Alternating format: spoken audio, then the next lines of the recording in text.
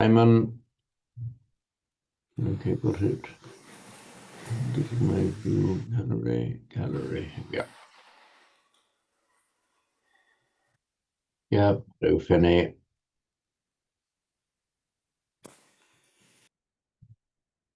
No dog, Simon.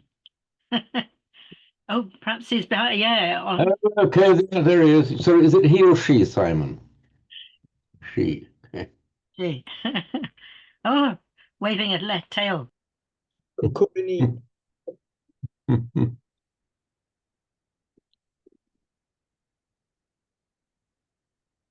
Okay, hello, Judith. Before we go on, Simon, thanks for sending me that bit about the Puru. You're welcome, Srinamala. Having looked at it, I think that's pure Thai. I can't recognize any Parlisan. And alas, when it comes to Thai, my knowledge is about 1% of what would be needed to respond. Thanks anyway. But that looks like Puru, then, or however it's pronounced in Thai, the one who knows.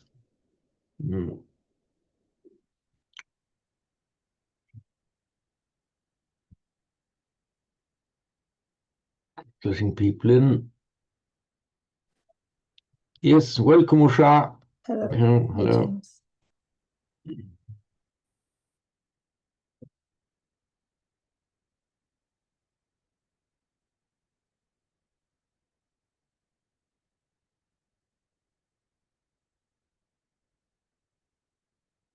So in this lesson, we will be concluding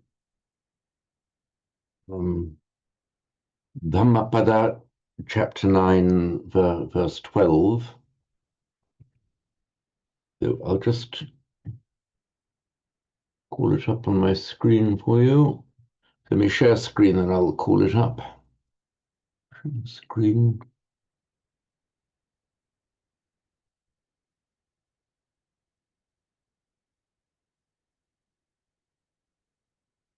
Okay, you should all see. Yes, welcome, Sanyu.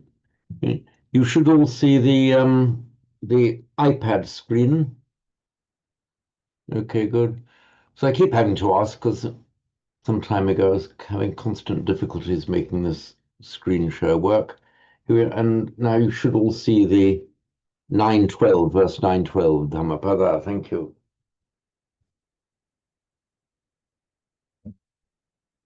Yeah, welcome, Paladin.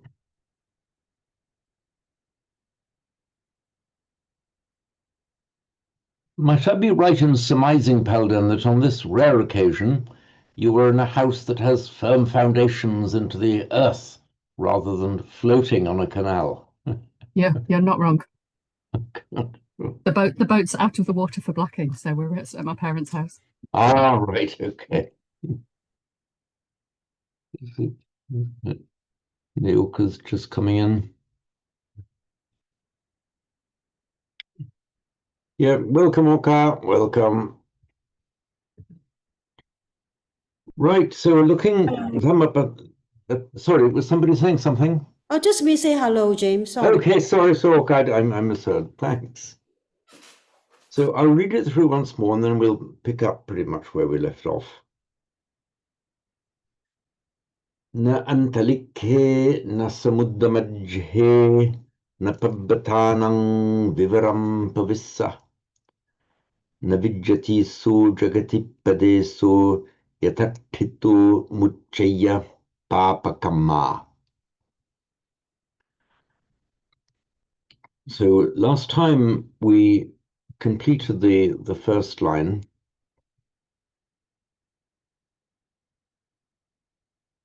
And I drew attention actually to one particular point, which is worth noting. So I hope all the points I make are worth noting, but this one in particular can slip, and it's easy to misunderstand. This pavissa, which in Sanskrit would be pravishya, is the absolutive form. It means having entered. That's the primary meaning. We have a sequence of verbs. You do one thing, then another, then another. The normal way of doing it in Sanskrit and Pali is rather say, I did that, then I did that, then I did that. We would say, having done that, having done that, having done that, and then the last action, you use the finite, fully conjugated form of the verb. And it's pretty much the same, in fact, even down to modern Hindi. So the primary meaning is having done something in English, but it very often has the meaning of by means of doing something. And here it has that kind of sense as well. So not even by hiding in a crevice in the mountains can one escape the effect of one's evil deeds. So here you might call it the absolute of, I'll make this up, absolute of instrumentality, meaning by means of doing something.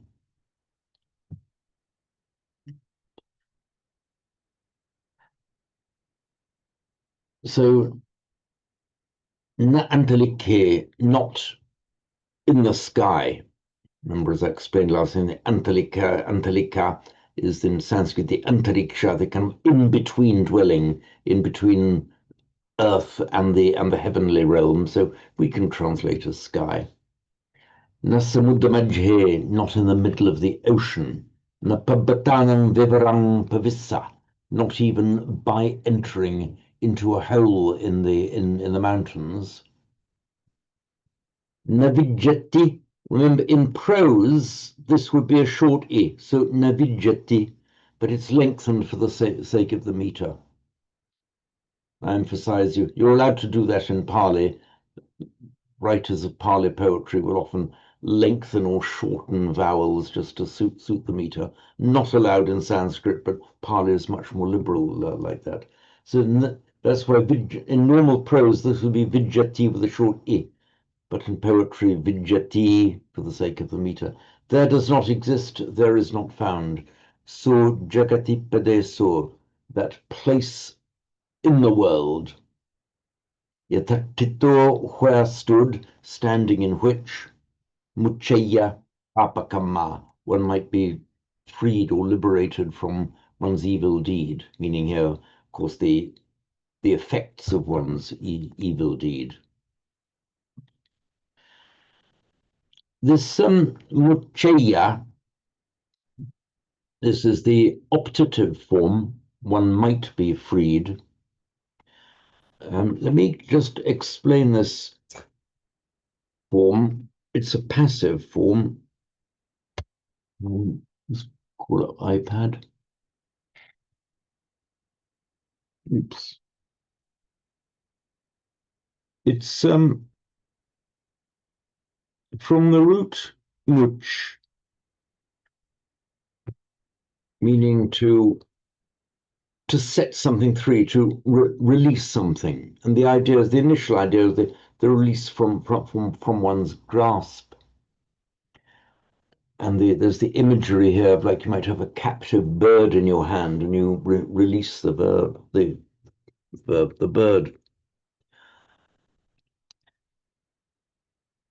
It makes its past participle. You take the root. Oh, my pen's playing up again.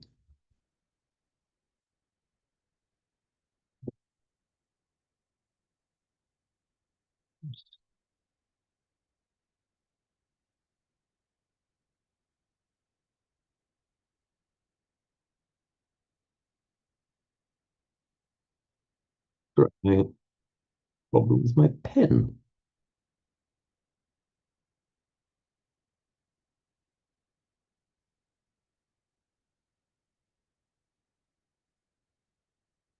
Sorry about that, chaps. I'm just going to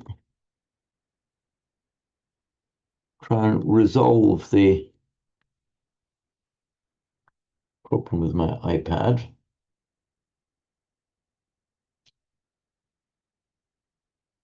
Oh, I hope I'm not going to have one of these technology days. Right, I've got an iPad here, and I've got an iPad pen that was working a moment ago. You've all seen it. Why is it not working now?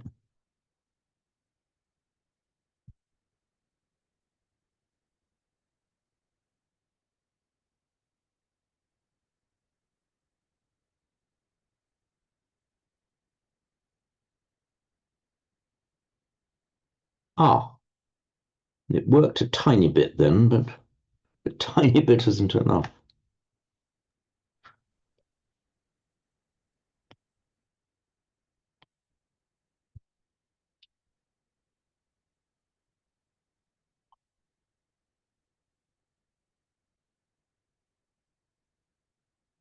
Okay, you seem to have restored function.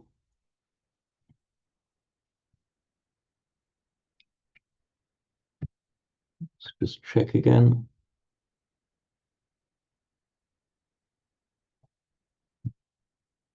Okay, jolly good. Here we are, we're back.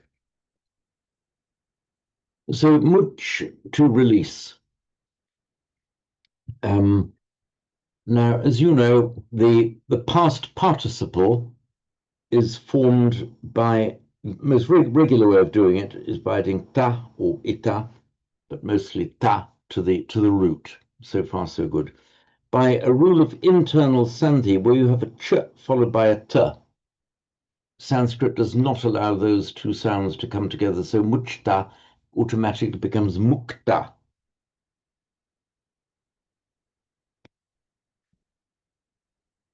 And in Pali, by regular mutation, that mukta becomes mutta. And equally, you can form, or one of the several ways of forming a verbal noun is instead of the ta of the past participle, you add ti. So by exactly the same token, you get mukti. And of course in Pali, mukti. So mukti, although the original meaning of this verb is it's a physical one, just releasing something, letting something go out of captivity, say, like a bird out of your hands. In the vast majority of cases, we in the Buddhist literature, Sanskrit and Pali, we have it in the meaning of liberation in a spiritual sense. This word mutti can be further emphasized by the prefix vi, which in this context has the idea of up and away, like a bird being released. Welcome, Dilly, like a word being released, a bird being released up and away. So we get vimutti, whence the name of the famous work, the Vimutti Magga, the path of liberation.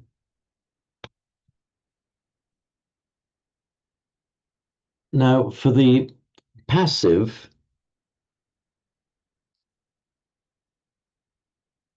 as you to form the passive, in Sanskrit, you put a ya infix. So muchyate in Sanskrit, it is released.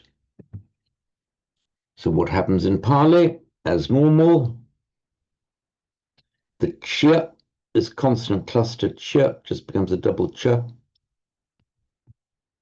it's going to be and we have the e rather than the a ending, so muchati, so is released. And that now is what we have here. Muchaya, so muchati would be an indicative form, he, she, it is released. Muchaya might be released, could be released. That's the optative form. So navijati so jakati pade, so there is not that spot upon the earth, no place upon the surface of the earth. Yatatito, standing in which or located in which, literally where stood, mucheya, one might be released. Papakama, from evil deeds, or from one's evil doing. And remember, this is a verb here expressed in the general sense. There's no specific subject. And as so often happens, this is one of these things that applies to everyone, often expressed like that in Pali, in the optative, a general statement of truth applicable to everyone, is you most commonly find in the third person singular optative form, as here, mucheya, which in English then we would most commonly translate as one might be released, or how we put it here, located in which one may escape. Be released is actually more accurate than one may escape.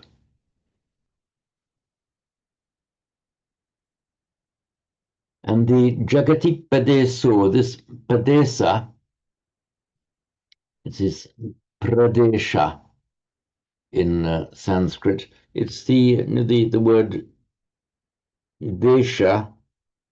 Oops, pull up my iPad. Yeah, there we go. Desha.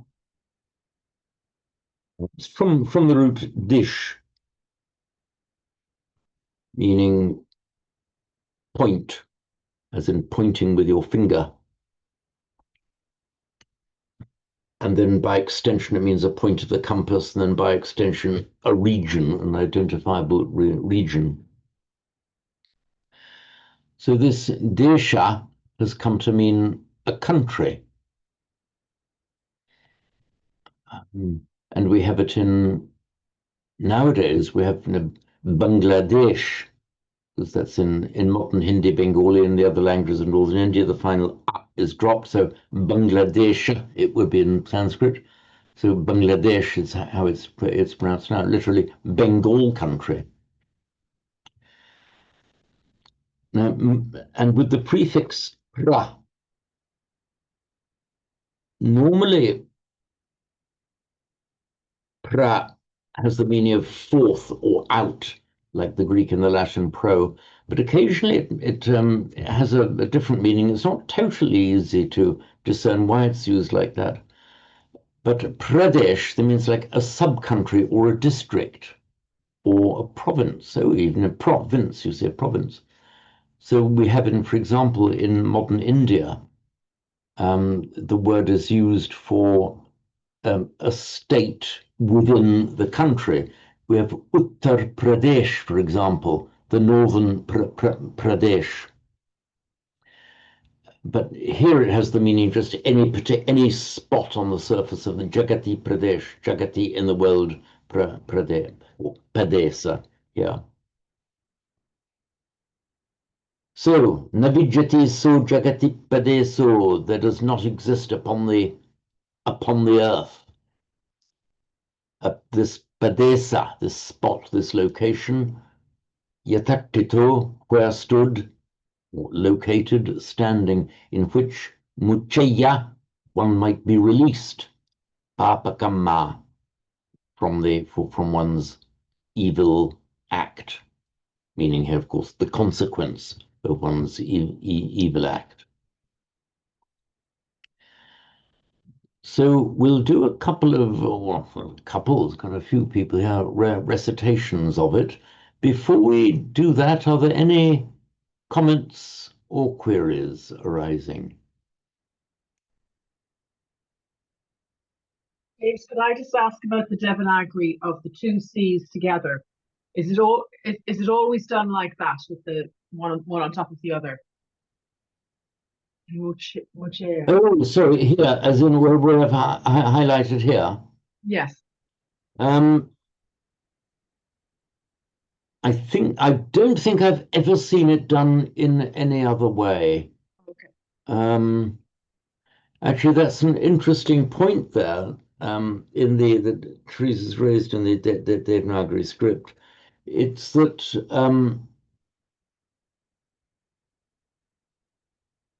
there's no rule that it's got to be on top or to the side.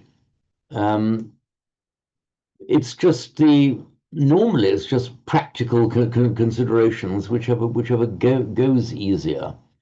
Where you have, just call up the iPad again.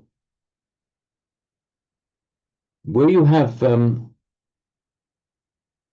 letter like the structure. Here you've got, what you might call, I'm making this up as I go along, by the way, a higher degree of horizontality to the characteristic shape. So this is the characteristic shape. So it would be alien to the system to write it like that. But it would fit well within the system to write it like that. And we see in the another word there, pabbatanam. Have I ever seen it written like pabba? Sorry. I mean, I've written it here one above the other, and it's written here as one next to the other. I would not be shocked by seeing either. I think that this way with the that I've written here may be more common, but the other way is certainly allowable. Lexi Logos puts them side by side. I'm sorry, say again, pardon? Lexi Logos puts them side by side rather than vertically. Lexilogos puts them side.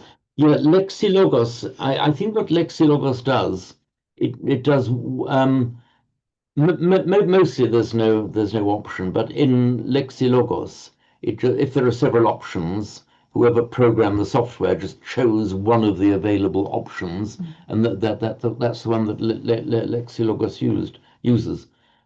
So the fact that Lexilogos uses one doesn't mean that there is no valid or alternative. It's just a matter of the person who created the software. Mostly it's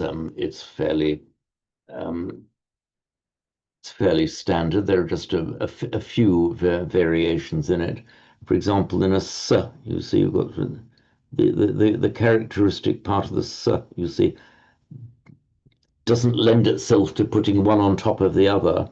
That is why a double s, a s, would tend to be written like that. I've never seen those written with one on top of the other. And a l, you see, would tend to be written one on top. But there's a great big table of them in the Macdonell Sanskrit grammar. Probably the best way to get used to it, and those of you, not everyone maybe, those of you who are interested in refining your knowledge of the Devanagari script, just play about with Lexilogos and look in Macdonell's Sanskrit grammar.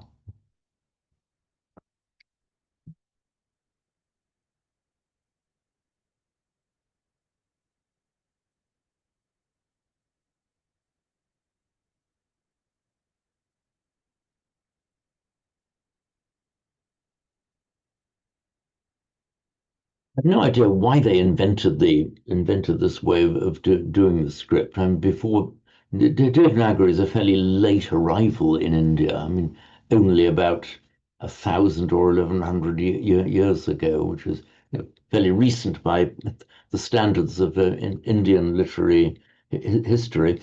Before that, we had the Brahmi script, which was a much more analytical script, symbol by symbol by symbol. Anyway, that needn't detain us too much for Pali, because the Thais, the Sri Lankans, and the Burmese, they all have their own ways of doing it anyway. I recommend to anyone who wants a really entertaining time learning the most wonderful shapes, look at the Sinhala script. I'm just got the most wonderful. The Sinhala script is a work of art in itself. I really love it, but that's just a personal preference. So, are we ready for a recitation? I shall go as usual from where the screen is. Who is first to my gallery? That makes Keith. Are you ready to proceed, Keith? Yes, I'll certainly try. And as before, as the last time, with special emphasis on what you did so well a year ago with the longs and the shorts, the heavies and the light vowels. Okay. Temporary unmuted. Good. Na antalike la Samudramaje Napapatanang Viwarang Pavisa Navijati so Jagati Patsteso Yatat. Try that again. Yatatito Mucheya Harpakamba. That all came out very well indeed. Yes. Yeah. I mean, all the longs and the shorts were right. Yeah. Excellent, Keith. This yatatito is a bit of a tongue twister. Not if you're a native Sinhala or Indian language speaker, but it's a little bit of a tongue twister for most, well, certainly for native English speakers and other Europeans, because you've got the dental t there, which is easy enough on its own, and here it's doubled and aspirated.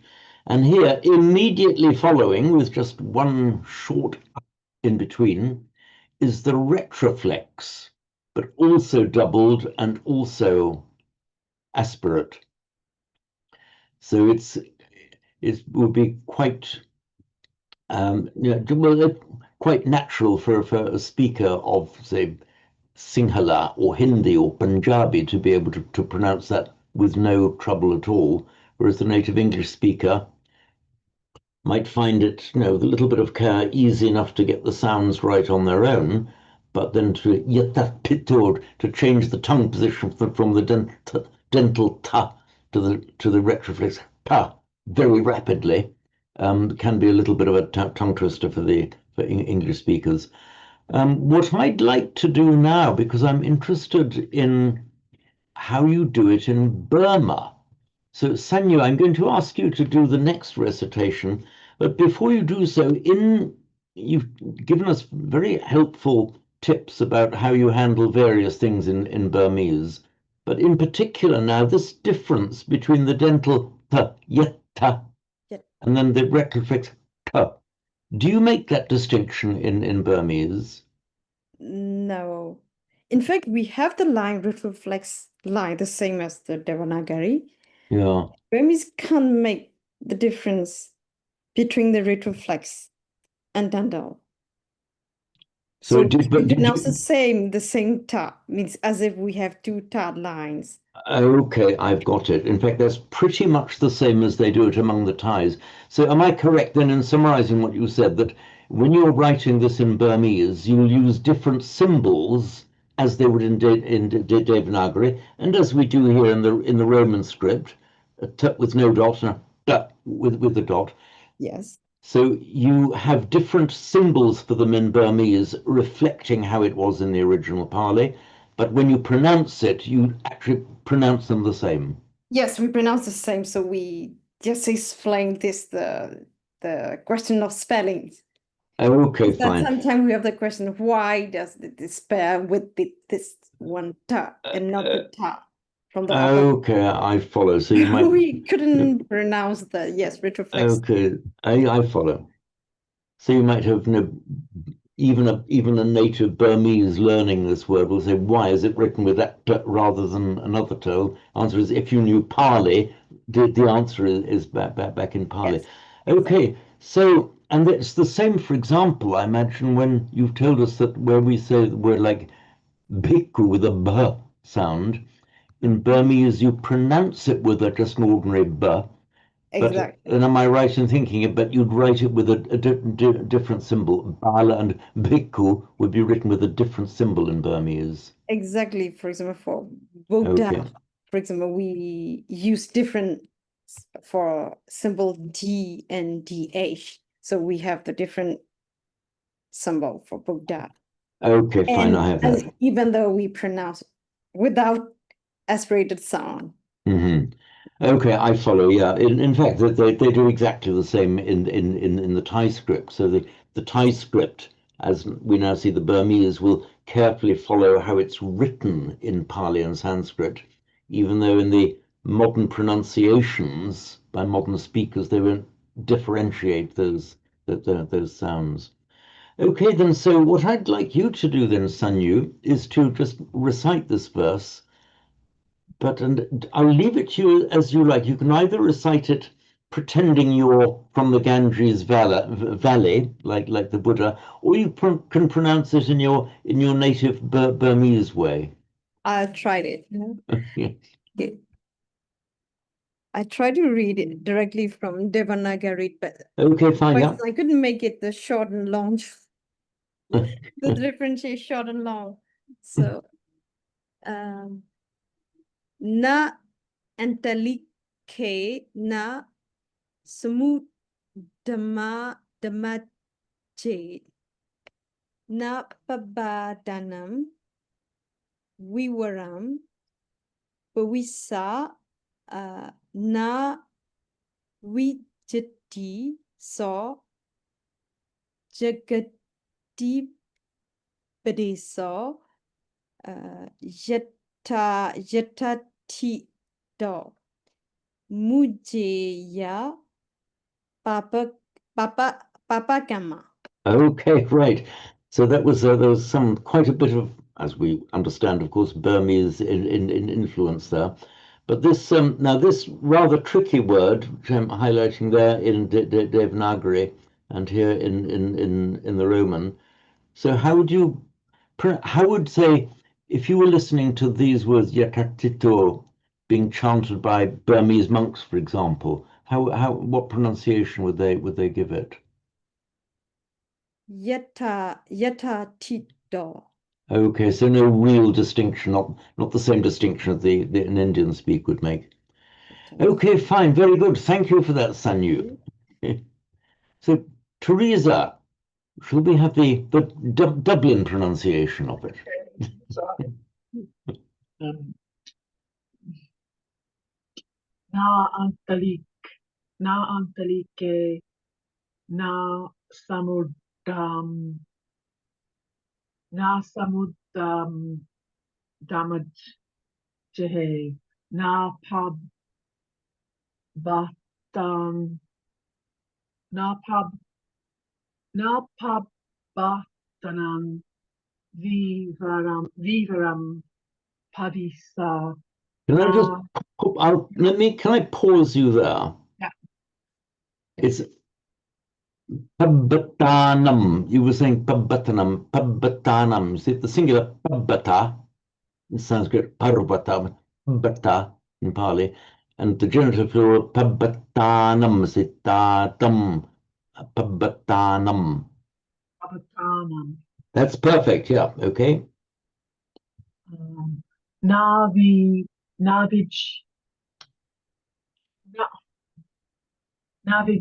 Navijati, so Jagati Pade, so Yat, Yatta, Yat, Yat, Yatta Tito, Muche, Muche, Ya, Muchea, Paba, Pa, Paba, Papakama. Papakama, Papakama. Okay, fine. There's one thing that you pronounce where I'm highlighting there, just above the cursor. Mm. Again, it's a tendency that the Italians might fall and use one as Vigiati, like perhaps like to rhyme with Maserati or something. So remember Vigiati, heavy like Vigiati. But of course, here the final E is being lengthened. But the point I was making, when you see this very common verb ending ati, be careful not to fall into the artis, ati. Okay, thank you, Teresa. Say that before letting you go, can you just do this last pada again? Yatatito muchaya papakama. Okay, I'm trying to read it from the Devanagari. That's why I think, because I'm not getting anywhere. Found I wasn't getting anywhere the other way. Were you reading that off the Devanagari? Yes. I commend your effort. I salute thee, Teresa. I just think I'm going to get it better because I'm not getting anywhere the other way. Okay. So Anyway, read this. If you want to read it off the Devanagari, absolutely fine. So our last half pada there. just this one here. Yeah. Or maybe I'll, well, okay. Yatta Tito Samud. So you've I'm jumped going to up read again. from English. Yatta Tito Muchea Papakama. Okay, fine. Now, here, just remember, you want a W, mucheya, muche. So the A becomes short because it's followed by a double consonant. So mucheya, mucheya. Yeah. Okay, great. Thank you, Teresa. Thank you. Penny, we're round to you. Me already. Okay, I'll have a go. Okay. Na antalike na samudra. Oh, let's start again. Na antalike na samudra mache na pabatanam vivaram pavisa. Na vijati so jagati padeso yata tito mucheya papakama. Well, I commend that meticulous attention to the lights and the heavies. You did that without a single error. Yeah. So very good, Fanny. Can you just again do the tongue twister for us? Yatta tit yatta tito. That was pretty good. Yatatito. Yatta tit, yes, Oh. yatta tito. Considering what a tongue twister it is, you've done pretty well. So thank you very much for that, Fanny. Right, Judith, around to you. Okay. Na Antalika, na Samuda Maji, na Pabatanam, Vivaram Pavisa, na Vijati so Jagati Papadeso, Yata Tito Mucheya Papakama. You flowed through the yatatito pretty well. Can you say yatatito once more? Yata Tito. Very good indeed. That actually came out exceptionally well. It's a lot of concentration. Better than the first. Well, you're proving that it works, Judith. So also there was again, you slightly fell into the trap of the adi navijati so jakati padeso. Just listen again and then say navijati so jakati padeso. Navijati so Jagati Padeso. Wonderful. So with almost one very slight, and there's you slightly missed the doubling of the padeso. Jagati padeso. Jagati Padeso. That was perfect. That was perfect. Of course, the reason for the double P is because in Sanskrit it's pradesha, so padesa in Pali. So at the beginning of a word, obviously, you can't have a double consonant at the beginning of the word, so just padesa. But if it immediately follows in close conjunction with a preceding word ending in a short vowel, it then doubles itself. But to represent the phonetics of the Sanskrit or the vowel lengths, it would be Jagati Pradesha, Jagati Pradesha, with a slight pause on the consonant cluster, and that's reflected in Jagati Pradesa. So yeah, you are making visible progress in a short time, Judith. I'm delighted as a teacher to see that. Okay, thank you. Christine, you're to follow.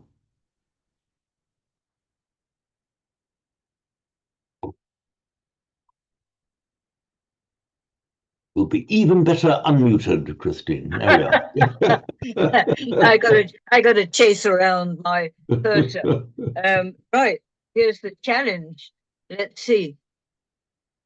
Na antalike na samudamaje napabatanam vivaram avisa. Avijati so jagati adesso yati ito mucheya pakama. So it's, remember, I think you pronounce that came out as an E, yatatito, yatatito. Yatatito. Okay, that's coming out pretty nicely. Mm. Now, others made the mistake of lengthening that ah where my cursor is, but you lengthened that ah a little bit. Is it jagati, jagati, jagati? Jagati so jagati. That's it. Okay, very good. So just this half line again. Nabijati so jagati padeso. Navijati so jagati adesso. Okay, fine. Okay, thank you, Christine. Okay, right, Palden, it is your turn. Na antalike na samuddamaje na pabbatanam vivaram pavissa na vijjati so jagati padeso jagati padeso yata titto mucheya papa kama. Okay, that came out pretty nicely. It came out better the first time than the second on this particular one where Padeso, you were shortening the E and the O. They both have their full length. Padeso, Padeso. Jagati padeso. That's better. Now, before I was persuading you to, quite successfully, I think, to convert your kind of more English diphthongal O into more of the Yorkshire O. So having converted into the Yorkshire O, or however they pronounce it in Yorkshire, then we want the more Ganges Valley O sound. Padeso, Padeso. Padeso. However, don't fret about that because all over the Buddhist world, you'll get people pronouncing it pretty much correctly with slight regional variations here and there. I've never yet heard for example, a Burmese monk criticizing a Sri Lankan monk for pronouncing it differently, or vice versa. So slight variations are perfectly in order over the wide reach of the Buddhist world. Well, this is the Derbyshire variation. The Derbyshire part of the Buddhist world. Okay, thank you, Paladin. So, Simon, we're round to you. Okay, this is the version from Luton. The Luton version. Oh, are you? Sorry, are you? Had you not acquired the Portsmouth version yet? Not yet. No, that's more subtle. Okay. Na antalike na samudra majje na pabatanang pavissa na vijjati so jagati padeso yatatito mucheya papa kama. Well, I would say Luton has no reason in my estimation since that performance. That was very good indeed, Simon. Would you just like to do this yetapito with the dental, make it with emphasis on the dental and the retroflex and the t sounds? Yatatito. Okay, that's excellent. Good, thank you very much, Simon. So Judy, we're round to you.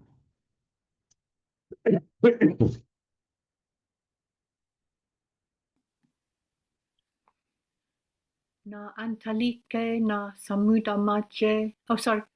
I can't see it. It's gone. It's Okay, shall I enlarge it on my screen if it helps? right. That's it. Thank you. Right. It disappeared for a moment. Okay. Sorry. Na antilike na samudamaje na papatanam. Sorry, na papatanam vivaram pavisa.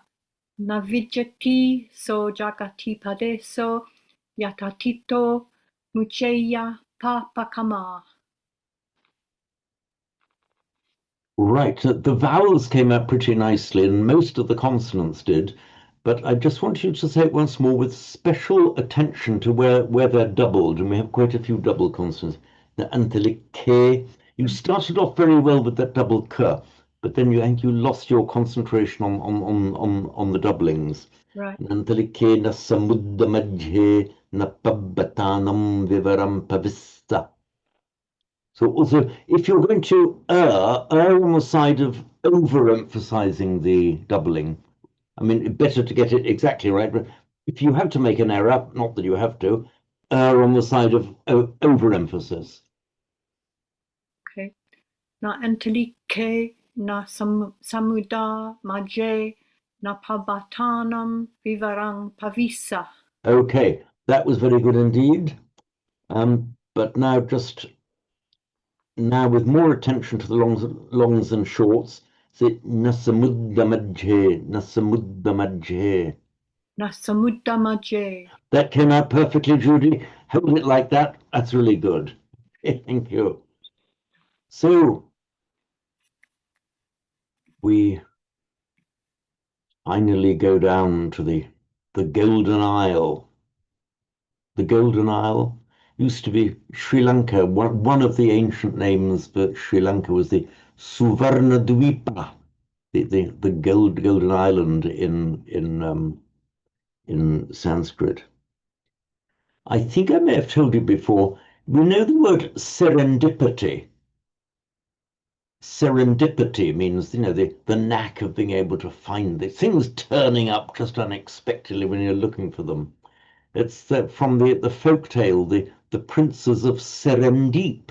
Now, Serendip was a local way of pronouncing, or maybe it was just an English way of pronouncing the ancient name Suvarnadvipa. So the princes of Serendip is actually the princes of Ceylon, or the princes of Suvarnadvipa. So our word serendipity, you see, comes from one of the a phonetically mutated name of the old name for Sri Lanka, Suvarnadvipa, the Golden Island. Dilly and Shrinimala, does anyone still use that old expression now? So Suvarnadvipa or Suvarnadipa, it would be in Pali for Sri Lanka. Maybe sometimes in the songs, in poetry. Okay, yeah, that would make sense. So you in the songs and poetry where you'd go back to the older poetical forms of the language. Okay, that makes sense. Yeah. Okay, thank you, Dilly. So, round to you. Would you like to recite this? Yes, thank you. Na antarikhe na samuddamajje na pabbatanam vivaram pavissa na vidyati so jagati padeso yattattito muccheya papakamma. Okay, now that was really nice indeed. Thank you, Dilly. And we also have another Sri Lankan style performance from Shrinimala, if we may, please. Na antalikkena samuddamajjena baptatanam vivaram pavissa na vijjati so jagati padeso yatattitto muccheya papakamma. Okay, lovely, Shrinimala. Thank you for that. Now, you may all have noticed that the two native speakers, or effectively native speakers, because, of course, as we know, Sinhala is a direct descendant of Pali and Sanskrit, they did all of the doubled consonants with great ease and no effort, just natural for it to come out. Jagatipadeso, the natural doubling. So what I'd like you both to do again, so that everyone can listen to it all, but listen specifically to the way the doubled consonants are pronounced by the effectively modern native speakers. So starting with you, Dilly, would you like to do the second line again, just the one beginning Navijjati? Navijjati so jagati padeso yattattito muccheya papakamma. Wonderful. Okay, thank you. And now back to you, Shreya Nimala. And everyone listen well and use as a model the way these doubled consonants are pronounced with that clear natural doubling. Which one should I sing? From The, the the, the, beginning. the one beginning with navijjati. Navijjati so jagati padeso yatattito muccaya papakamma. Wonderful. Now, there is the perfect model for you all to use, the way Shreya Nimala and Dilly have done it. Okay, great. So we can move on now to the Mangala Sutta. But first, anything anyone wants to say or ask about this, please do. James, are we going to do verse 13, which is almost the same as this one, apart from the last couple of words? The second time you have rightly reminded me. Yes, I'd hate to miss a bit. sorry about that. Entirely slipped my mind. So we've got verse 13, which is mostly the same as verse 12. It's just a little bit variation in it. So thank you for the reminder, Palden. So again, you see, the first line is exactly the same. Na antalikhe na samuddamajhe na pabbatanam vivaram pavissa. And again, the first pada of the second line is identical. Na vijjati so jagati padeso yatattito na pasahaya machu. Again, yatattito, same as before, so the only difference, na pasahaya machu. So machu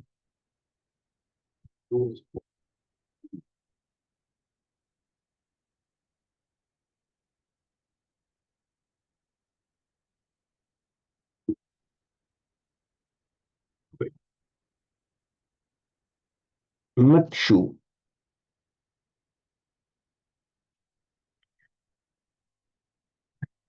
means death. It's from Vedic root mri, meaning to die. It's cognate with the Latin mori, to die, and it comes into English as mortal. One of the ways of forming, not a particularly common one, but one of the ways of forming a verbal noun in Sanskrit from a root is to add tu. So we get mrityu, meaning death.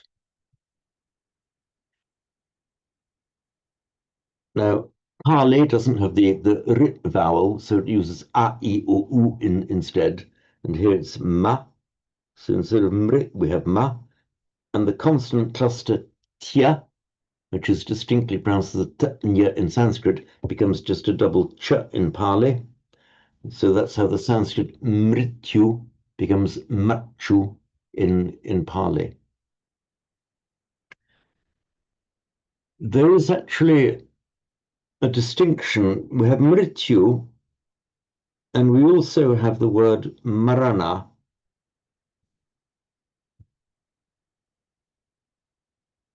They both come from the same root, mri, meaning to die. There is a distinction between them. I don't think the distinction is absolute, but broadly, the usages are different. Mrityu, Pali machu, is death as opposed to life, the status of being dead rather than being alive. That is machu. Marana is more the process of dying, the end of life process. That's why, for example, in the enumeration of the Four Noble Truths, what is dukkha? The parts of dukkha is jara marana, and that word is carefully chosen there. So the Buddha is not saying that the status of being dead is dukkha, what he's talking about here is the process of dying while you're still alive, the end of life processes. Jara marana, old age and death are dukkham. Is that the same in Pali and Sanskrit, James? Marina. Yeah, Marana is identical in Pali and Sanskrit, just mrityu, matchu are different. You often find, more often than not, between Sanskrit and Pali, that if there's, in a word like mrityu, there's quite a bit that can, so to speak, go wrong in this journey into Pali. First of all, Pali doesn't have the vowel r, and secondly, the tya consonant cluster becomes a double ch in Pali. Where, however, you have a word like marana, and so to speak, there's nothing that can go wrong along with Maharana. Just these simple sounds will then turn up in Pali unchanged. And you'll so often find that it's the consonant clusters mostly that account for, not exclusively, but mostly account for the difference between Sanskrit and Pali. And of course the certain vowels that the Pali just doesn't have. So you're right. Thank you for pointing that out, Paladin. So there we are, Marana. There's nothing that can go wrong, nothing to be changed on the journey from Sanskrit to Pali, so they are identical. Does anyone remember in this phrase Jara Marana, old age or decay and dying, how it turns up in English, the Jara? Geriatric. Exactly so, yeah, that is it. So the Jara, we have geros in Greek, meaning old, and then as Simon rightly said, geriatric, medicine for the aged.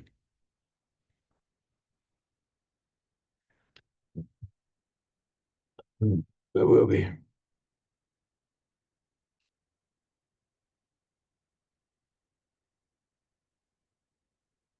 So this pasahaya, it's prasahati in Sanskrit, pasahati in Pali. They've had slightly different histories. Prasahati in Sanskrit was as the idea of putting up with something, enduring something, being a match for it. In Pali, it more has the meaning of there's an overlap in meaning as well, but in Pali it has the meaning of prevailing. And we have our interesting etymology that the Germans from that same root as the German Sieg, meaning victory, and Sigur in Icelandic, and there's the Old English word Siga, meaning victory, which has now just disappeared from English. So prasahati, to emerge victorious, as it were, to emerge as the winner of the struggle. So yet there is no place, naso jagatipadeso, there is no spot on the surface of the earth, yatatito, standing in which machu, death, will not, pasaheya, will not emerge victorious. Death will win in the end, is the idea.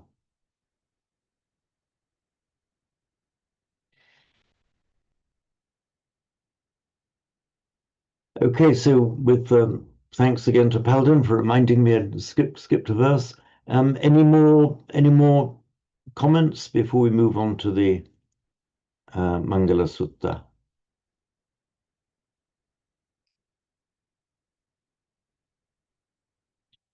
Whither we can now go, let me call it up.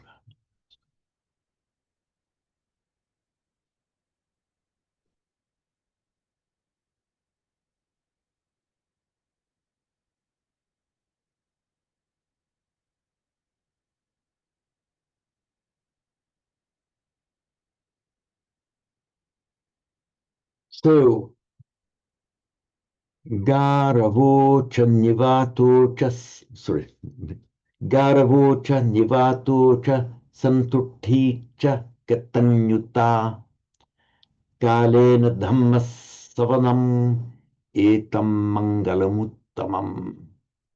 Once more, Garavo cha nivato cha santutti cha gatanyuta kalena dhamma savanam etam mangalamuttamam.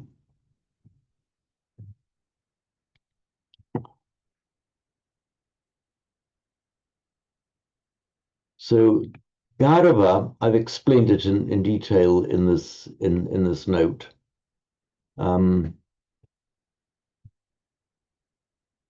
We all know the Sanskrit word guru, meaning one's teacher.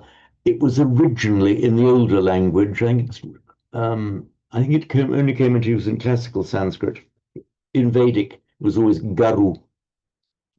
And then later the word guru came into existence, but in reality they are originally the same word. And as I've explained before, the basic meaning is heavy, and that's the meaning it came into Latin with gravis, meaning heavy. But then as it then came into English from there, we had the meaning of gravity, but also grave, and is either a grave offense or a grave illness in a kind of pejorative sense. But also it came with the meaning of gravitas. If somebody has gravitas, that's a sense of dignity and the respect that that person commands. And it's in that meaning, which is reflected in our modern English gravitas, that we see these extended meanings in Sanskrit and Pali. So your garu is your kind of Mr. Heavy. It means the man to whom great respect and a sense of gravitas is given. And it makes its abstract noun garava, meaning heaviness, weightiness, gravitas. And here it is using the reverence that one might show to a person. That's your garavo, garavocha, nivatocha. So the garava, the gravitas, the reverence, nivatocha. It's an interesting one. This is from our root va, meaning to blow. The same one from which we get vana, blowing, nirvana, Pali nibbana, blowing out. Remember, nibbana is just an ordinary homely word. There's nothing particular special or mystical about the words nirvana and nibbana in the early language. It's nothing more. It's just like blowing out a lamp, blowing out a candle. That's the va. The vata. So the vana is a blowing, which is reflected in the Latin ventus and our modern English word wind. It's all from that same root. So the vata is the past participial form, which means the wind, that which is blown. So the wind. We had the phrase earlier in the Dhammapada, nahi gandho pativatameti, the scent, the fragrance, meaning the fragrance of a flower, the gandho, na pativatameti, does not go pativatam against the wind. So the fragrance does not go upwind, it only goes downwind along with the wind. So here we have nivato, meaning literally downwind or below the wind. In other words, keeping your head down into a lower spot in the lee of the wind.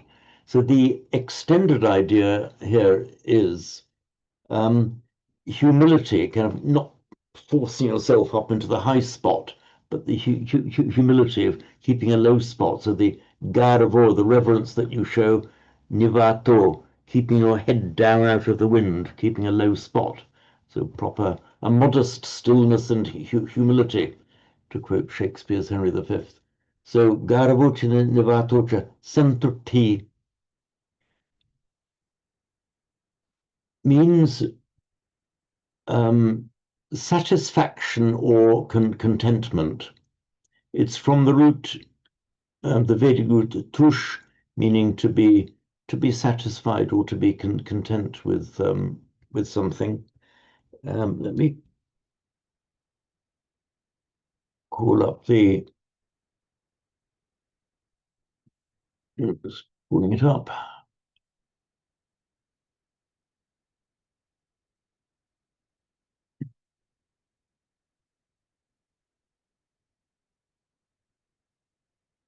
So this root tush, to become calm or satisfied, please. We then have with the prefix santush, to feel satisfied or content with something. Among the Hindus, so we have the verbal noun santosha, and some of you may know among the Hindus, you'll hear I'm not sure if it's a girl's name as well, certainly used as a boy's name, santosh, meaning satisfaction or contentment. The idea, an auspicious name that the birth of that child has brought satisfaction and contentment to the parents, so the boy is called santosh. So Even in this, Sinhala, Santosh you use the same in satisfaction. Srinamala, is that used Yes. as a name for a child, for example? Yes. They say Okay, right. Santosha Sant. Yeah, like that too. Yeah. Okay, right. Santosha is Santosha. We use the Santosha. Okay. Do you use that for just boys, or would it be for boys and girls? Santosh, yeah, we can put it for the Santosha is a boy. A boy. Santoshini is a girl. Santoshani is a girl. So we use a separate feminine form, Santosha, Yeah. Santoshani. Wonderful. Okay, got that. So that's from the verb santush, and we'll get just give you the noun form, santosha. Santosha, satisfaction, contentedness. And now Shiranimala is given the Santoshani would be she who brings contentment and satisfaction to the parents. Now, pull up iPad again. Where are we? Come on, iPad. Oops, you'll see icon. Here we are. So from this root tush that we have just been looking at, and sun then with the prefix. Incidentally, you'll often see it written as a santush. Both are equally correct. We looked at the form santosha.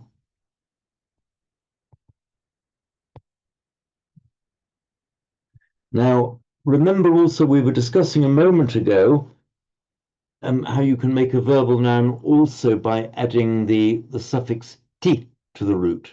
Now, the past participle is you add a ta, but a verbal noun is in ti. So you get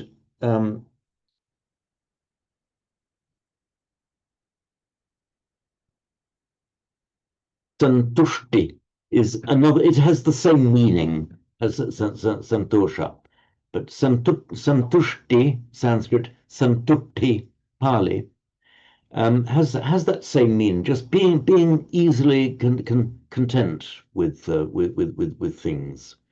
So here it's not the full satisfaction as in the auspicious name given to a baby, but here it has the meaning of being easily not demanding too much, just being easily satisfied with what is enough to fulfill your needs.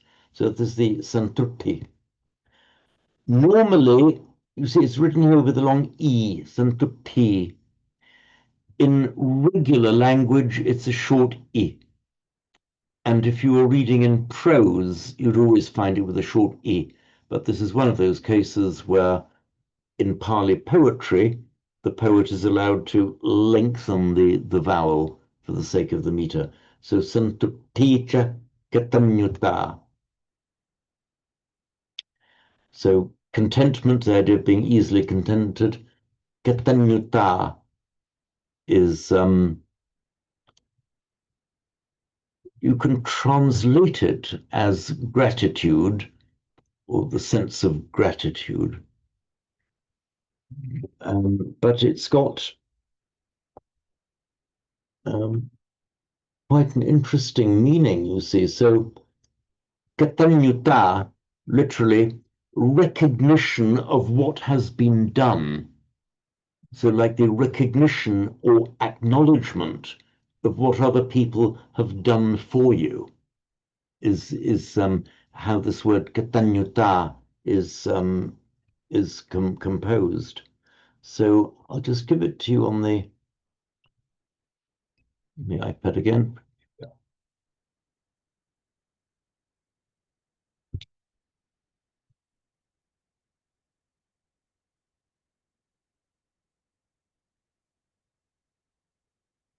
Katanyuta. So it's actually quite a simple construction. We've got the root kri, meaning to do. In Sanskrit, we've got the Sanskrit past participle krita, meaning done, that which has been done, which then becomes kata in Pali. So krita Sanskrit, kata Pali. We have the root jna, meaning to know. So that's pronounced as a jna, written as a j full of banya, but pronounced as a jna. So you start the j, but you don't finish it. You put your tongue as if you're going to say j, just start it, but then go straight onto the nya. Nya. And that's and Pali, as we know, doesn't have that nya sound. That's one that simply becomes a nya in Pali. And if there's a vowel before it, it's always doubled. So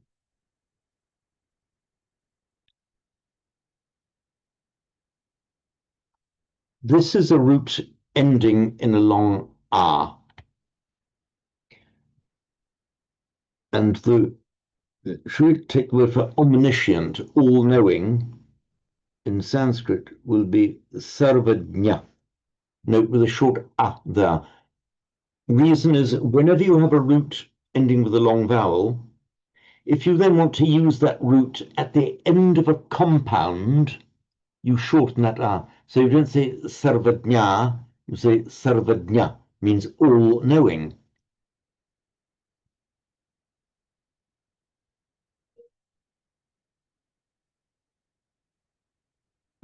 Very often in Pali, instead of putting this jna as the final, at the end of a compound, it will very frequently turn up as a new in Pali. So if you are a done knower, literally a done knower, in other words, a recognizer of what has been done for you, you are katanyu.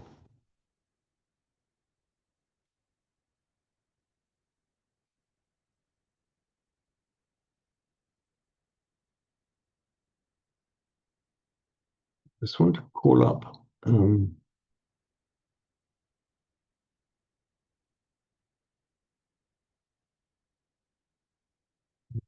picture we're here.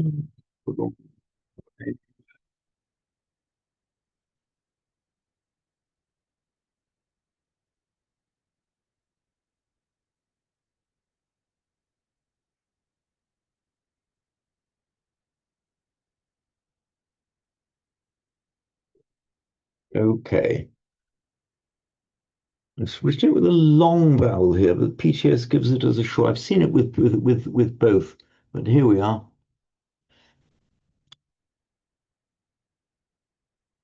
Just wait for my screen to behave itself. Here we are.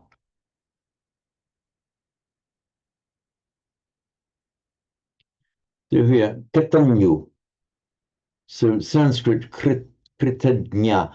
Notice this is as I wrote it for you with the dnya at the end, and it's that dnya that becomes new in Pali. So kritadnya katanyu, literally knowing or acknowledging what has been done. And then this just makes the abstract noun katanyuta gratefulness. Simon, please. Yeah, is there a reason why in Katanyu and Matanyu, etc., that it goes to the U as opposed to, I don't know, ka or whatever else you'd have for to nominalize it? So why does that go to the short u or the long u? That's an interesting one. I don't know why it does, because it's a feature particular to Pali.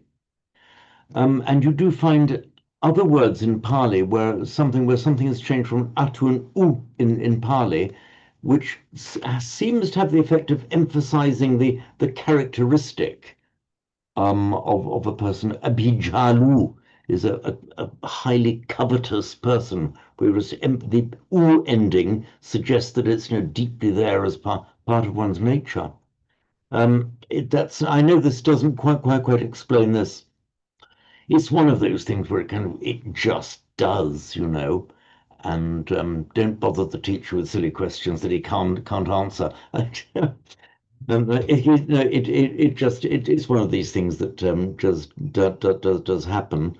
And you correctly said, Simon, you recited the word matanyu, literally the measure knower. So in Sanskrit it would be matra. It's a matra. Sorry, call up iPad again.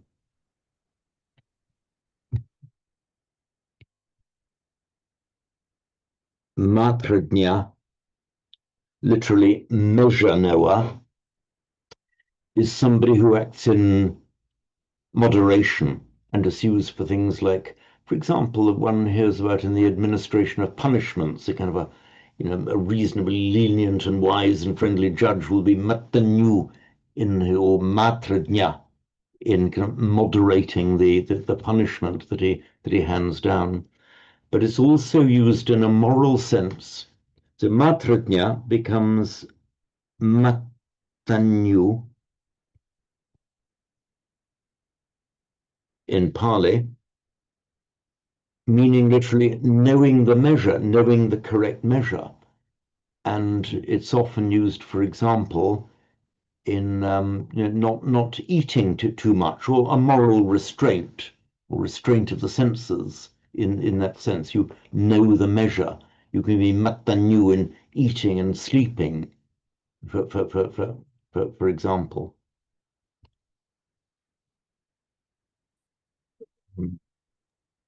There's also Vadanyu, isn't there, for like a benefactor, like Anathapindika? Oh, so I didn't catch the first part of the word. Vadanyu, Wadanyu. Badanyu. Ah. So it wasn't coming out terribly clearly. Could you spell it for me, Simon? Yeah, V, Oh, sorry, Vedanyu. So Vedanyu would mean a knower of what is said. Let's just see.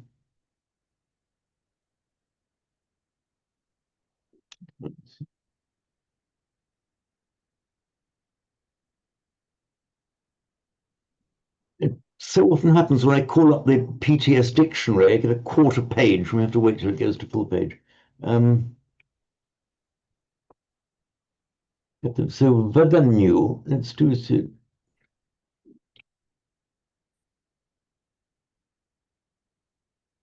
Oh, here we are. Vedanyu. Addressable, Vedanyu, liberal. Okay. So like somebody who's easily approachable. So the Vedanyu, yeah, I would interpret that as the Veda, the speaking, in which we more commonly see in with the long as Vada, as in Theravada and so on. So the Vedanyu sounds like somebody who knows or pays attention to what people are saying to him, with the implication here, if somebody comes and asks you for something, you're paying attention to what's being said. So the idea of being approachable. From the same root, because it seems to be suggesting it's Vardania, like Karania. I'm sorry, say again, pardon? Well, the way the definition here is comparing it to Vardania. Isn't that like Karania? Isn't that more a different construction? Vedania, yes. Well, okay, CF. So it's just making a comparison. It's stopping short of making the exact derivation.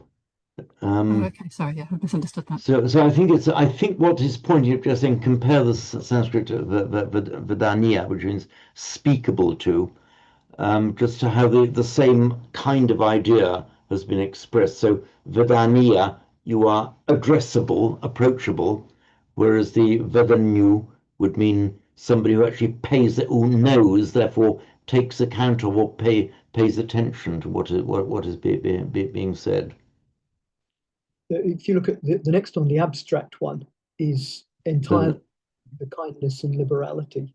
That's right. So the quality of being able to attend to what is being said to you and acting on it and giving as you're asked would be my off the cuff interpretation of Vedanyuta. Yeah, so I think it's one of the epithets of Anathapindika. Indeed, rightly so, for he was the great benefactor of the poor, of the lordless. Do you know why I said lordless? Nato. Exactly so, because the word nata, meaning one's lord or master, but also with the idea of a protector.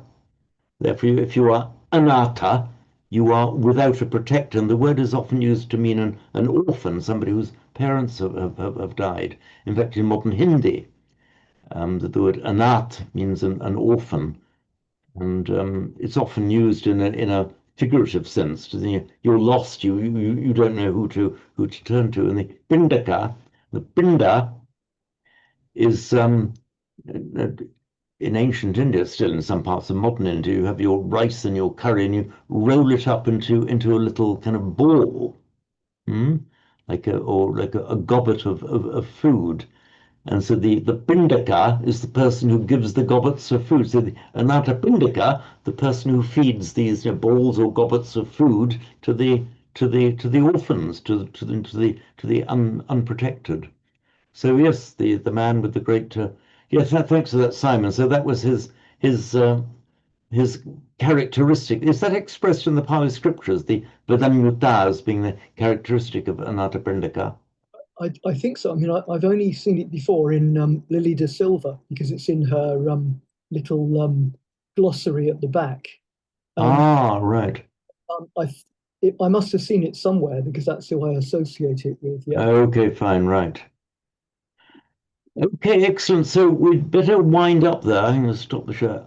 We've just come to it's nearly 10 past 1. So we'll resume at this point next time.